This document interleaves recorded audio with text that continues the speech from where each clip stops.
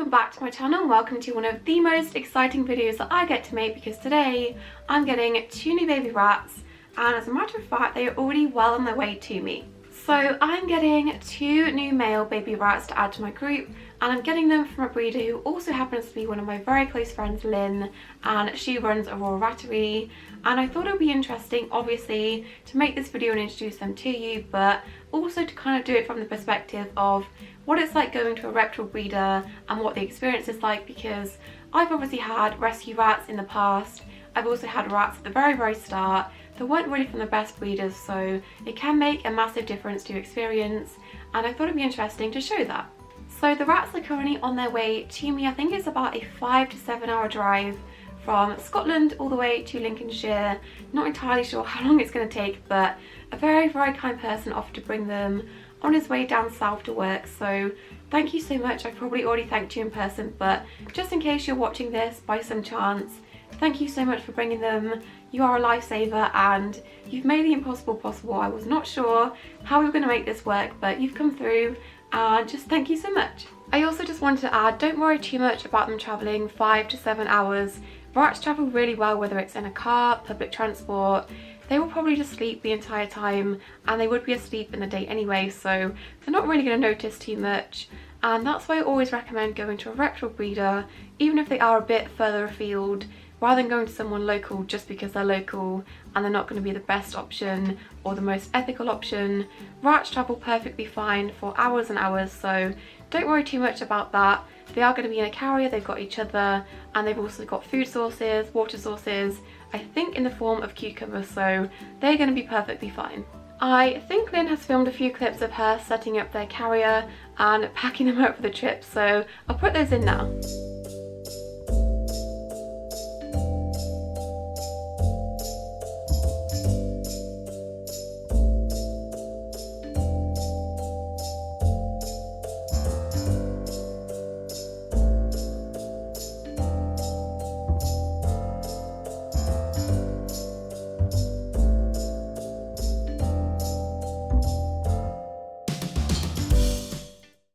So one of the great things about the experience so far, and this is probably something that is unique to Lynn, not every reputable breeder is going to have time to do this, but she is always giving regular updates, whether it's pictures, videos. She also does quite consistent live streams, and you can watch the babies growing up and playing, and once you know which ones are yours, once you've been allocated them, it's really reassuring to watch them grow up. And that's one of my favourite things so far, is watching them go from a very tiny jelly bean all the way up to quite massive baby rats that are 8 weeks old and ready to come home. Now obviously I'm biased, we do talk pretty much every day because we are friends, and I probably get a few more updates, but I just think generally as a pet home it's really nice to have that personal touch and watch the rats you're going to get growing up. You're not going to get that from other sources like pet stores or possibly even some rescues, so I really like that aspect of it. But yeah, I think I've got about 3 or 4 hours to go until they get here, so if you need me, I'm going to be glued to the window waiting for them, probably not getting anything else done because I'm too excited, and the next time you see me I'll probably have 2 more baby rats. They're here, oh my god. Hi babies. Hi. I need to work out how to open this carrier. Hi. Hello. Oh my gosh, I can't cope. I feel like I'm gonna cry. Hello. Have a sniff. Good boy. Oh my gosh, you have the most ridiculous face. Your face is so silly. Hi. Hi baby boy. Hello. Are you licking me? No, you can't have my ring. You can't have my ring. Are you licking my fingers? Oh, thank you. Oh, he's grooming me. Hi, baby. Look at your stripe. You got a stripe. You got a stripy head. You are like a tiny polar bear. What is with that? Huh? Hello, you. Oh my gosh, I can't cope. Why are they so freaking cute?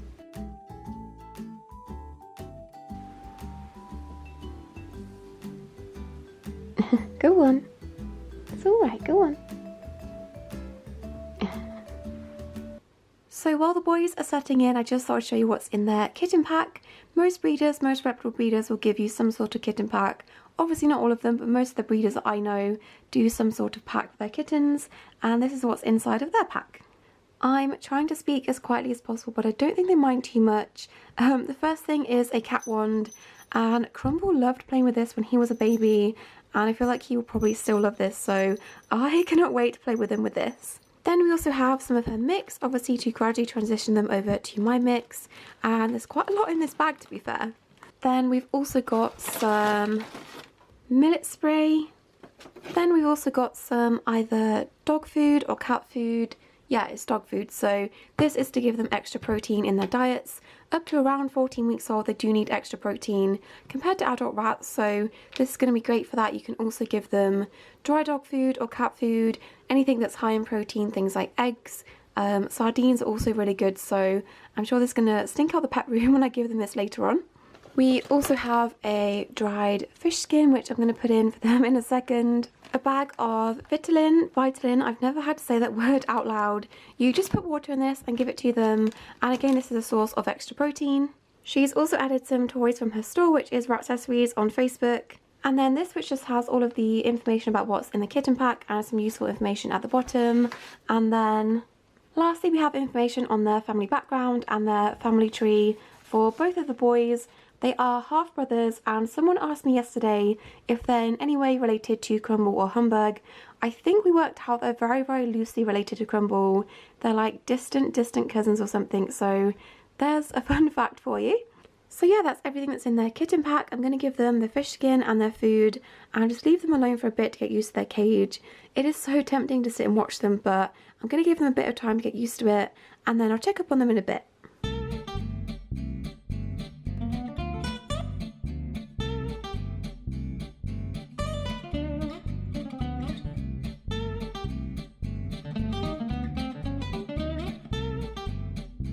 So I just realised I've not even told you their names yet. This is Pudding. He is a black-eyed Siamese Rex Dumbo.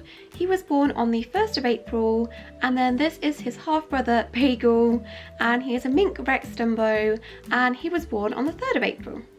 So they are half-brothers, they do share the same dad, and by the time you're watching this they're about 9, maybe 10 weeks old, so they're still fairly young. So I think I probably mentioned this in a previous video, but Pudding here is my dream ever rat variety. I'm really not too fussed what kind of rats I get, but I have always wanted a black-eyed Siamese, and I just can't believe I finally got one. Bagel, where are you going, my friend?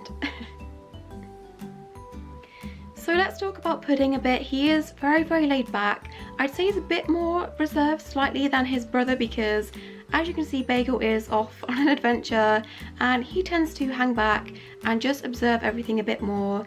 He's doing the typical kind of Siamese, more so in like red-eyed Siamese or ruby-eyed Siamese, where they kind of do that scanning thing with their head. If I could get a clip of him doing it, I will insert that, but he's doing that pretty much every time he looks at me, which is really interesting to watch because I've never had a rat do that before.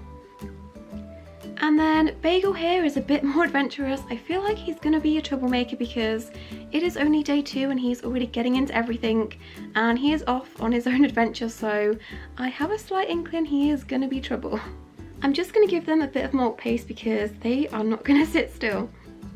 But they have been doing really good. As I said, it is only day 2, and although they do come from a breeder, they've been handled and socialised. It is an entirely new environment and they have to get used to the other smells of the rats, the cat, and I think all things considered they've done really well. Definitely compared to other rats I've had in the past that were either rescues or from not the best place that didn't put in the effort to socialise them and handle them from a young age. Those rats took weeks and weeks to stop running away when I opened the door and came in the room. These boys are alert, they're curious, but they're not running and hiding, and they do come up to the bars pretty much straight away, so that's one very clear difference between other rats and rats from a reputable breeder. Definitely today they've definitely come out of their shells, now they're used to things, and I think they're going to be a handful, so I am really excited to get to know them and to get to know their personalities a bit more. So that is why I always recommend going to a reputable breeder for rats, especially if it's your first time owning rats, because getting rats from a pet store, besides the whole ethical side of things, can be quite daunting if you're not sure how to handle a timid, scared, possibly bitey rat. These boys do not bite at all, and I wouldn't expect them to, and that can make such a difference to your experience. So I always recommend going to a good breeder and just getting friendly rats from the get-go. Especially if you have kids or very young kids that want pet rats and they've not got the patience really to wait weeks or months for those rats to come around to being possibly handled. Rats from breeders that are pretty much bomb-proof and used to all sorts of things like noises and being touched, that's going to be a much better option for you and your family and things. So that's why I'm a big advocate for finding good reputable breeders that are ethical and put the work into their rats. So yeah, those are the names, Pudding and Bagel. I hope you like them. I am still sticking with the food names for rats because I think they are so cute, and I've had these names picked out for pretty much a year, I think. I knew I wanted rats with these names and now I have them and I can't believe it.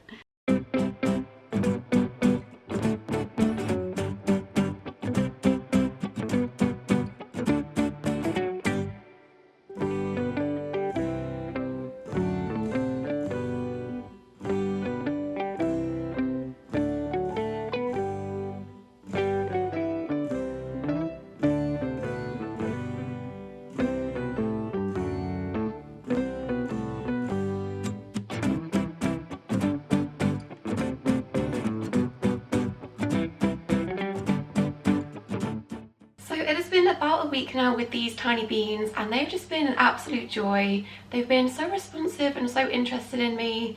They wait for me every time I go into the pet room, and Bagel is so fearless. He's already off, and don't worry, I'm going to wash the bed sheets today anyway, but he is off on an adventure. But they are just such good rats. I am sweating so much wearing this bonding hoodie, but I'm doing it for the rats. So I just wanted to quickly talk about some of the other benefits of going to a reputable breeder, because although getting friendly, healthy babies is the biggest one, that is definitely up there, there are many other benefits. So the first thing is, God forbid if anything did happen to me or my circumstances change.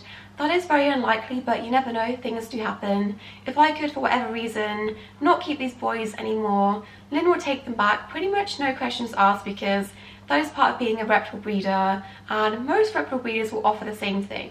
She's also there to answer any questions I've got, because believe it or not, I do not know everything and I'm bound to have to ask her something within their lifetime, so having that extra support is really useful.